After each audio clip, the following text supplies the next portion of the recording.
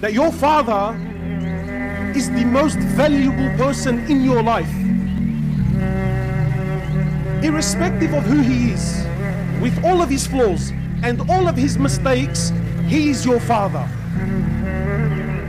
And I don't know what else to say. How do I say it in a way where, brother, you know your father? He owns you. You know your father? He owns you. You know what he owns you means? He owns you. He owns your clothes. He owns your shoes. He owns your money. You know your money? If your father, if, I'm not encouraging fathers, I'm just giving you, if your father took every single dollar you own, you have nothing in front of Allah. You have nothing in the Islamic courtroom. You have nothing, because he owns you. He owns your wealth. He owns your clothes. He owns everything about you. He owns you. That's your dad.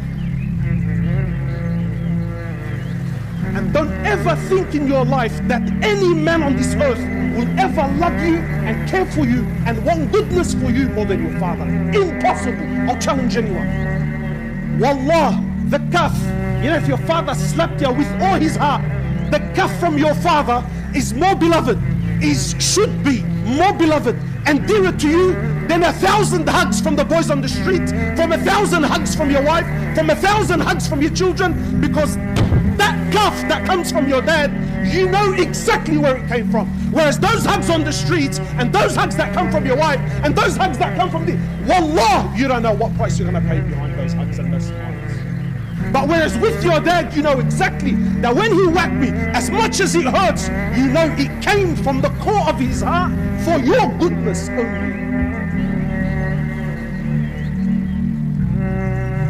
Our fathers are deeply flawed. No one is perfect. Sometimes your understanding of deen is 10 times better than his. But he's your dad and he owns you. Wallah, the shoe that your father wears, you know the shoe that he wears? You should put it and wear it on your head like a crown. Not because of the value of the shoe, may Allah raise you all in ranks, but of the value of the one that wears it. It's your dad.